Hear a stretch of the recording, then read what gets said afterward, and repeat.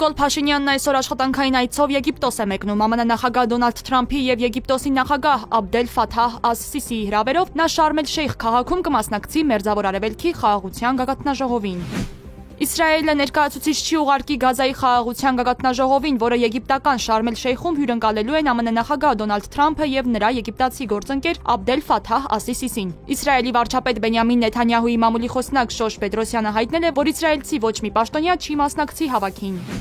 Պաղեստինյան Համաս խմբավորման կողմից պահվող իսրայելցի պատանդներից 7-ը Պաղեստինա-իսրայելական պայմանավորվածության համաձայն հոկտեմբերի 13-ի առավոտյան հանձնվել է Գազայում Կարմիր խաչի միջազգային կազմակերպությանը։ Նրանք գերության մեջ էին ավելի քան 2 տարի։ Ակնկալվում է, որ պաղեստինյան կողմը պետք է ազատ արձակի իսրայելցի 20 պատանդի, ինչպես նաև գերության մեջ զոհվածների մարմիններ։ Առանձին գործողության շրջանակում նախատեսվում է, որ Կարմիր խաչի թիմերը Իսրայելի կալանավայրերում պահվող պաղեստինցիներին կտեղափոխեն Գազա եւ Արևմտյան Ափ։ ԱՄՆ նախագահ Դոնալդ Թրամփի առաջարկած ծրագրի առաջին փուլում նախատեսվում է նաև իսրայելական ուժերի հետ քաշում մինչև համաձայնեցված գիծ։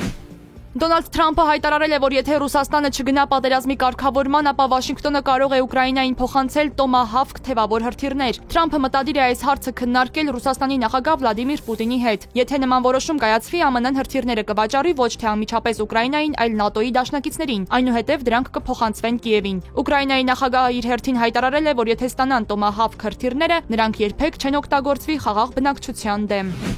Նիկոլ Փաշինյանը սոցցանցի իր էջում նոր տեսանյութ է հրապարակել, նշելով, թե ըստ իրեն Հայաստանի նախկին 3 ղեկավարներն իրենց կառավարման ժամանակահատվածում կյանքի չեն կոչել Արցախյան հիմնախնդրի իրենց կողմից նկարագրված լուծումները։ Ըստ Փաշինյանի դրա համար կարող է լինել 2 տարբերակ։ Առաջինը ցուցաբերել են հանցավոր անգործություն, գուցե ծառայելով ոչ թե Հայաստանի, այլ օտար երկրների շահերին, մեզ զրկելով Ղարաբաղի հարցի հոյակապ լուծումից կամ լուծումներից, եւ երկրորդ տարբերակը նրանց կողմից նկարագրվող այդ հոյակապ լուծումները պարզապես մտավարժանքի վրա հիմնված քաղաքական խաբեություն են եւ դրանց իրագործումը երբեք էլ հնարավոր չի եղել։ Ուրիշ տարբերակ պարզապես չկա, հայտարարել է Փաշինյանը։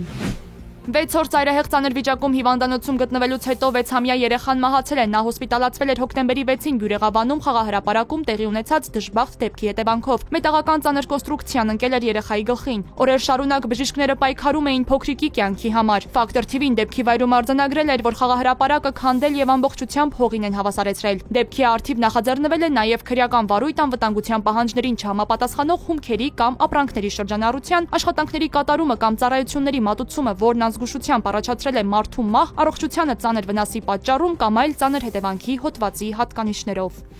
Հայաստանի տարածքում հոկտեմբերի 13-ին շրջանների մեծ մասում սպասվում են տեղումներ, լեռնային առանձին շրջաներում ձնախառն անձրևի տեսքով։ Հոկտեմբերի 14-ից 17-ին սպասվում է առանց տեղումների եղանակ, օդի ջերմաստիճանը հոկտեմբերի 13-ի ցերեկը կնվազի 5-ից 7 աստիճանով, այնուհետև նույնքան կբարձրանա։ Երևանում հոկտեմբերի 13-ին սպասվում է անձրև, 14-ից 17-ին առանց տեղումների եղանակ։ Միաժամանակ հիդրոթերապևտաբանության եւ մոնիթորինգի կենտրոնի փոխտնօրեն Գագիկ Սուրենյանը հայտնել է, որ Հայաստանին կրկին տաք օդային հոսանքներ են մոտենում։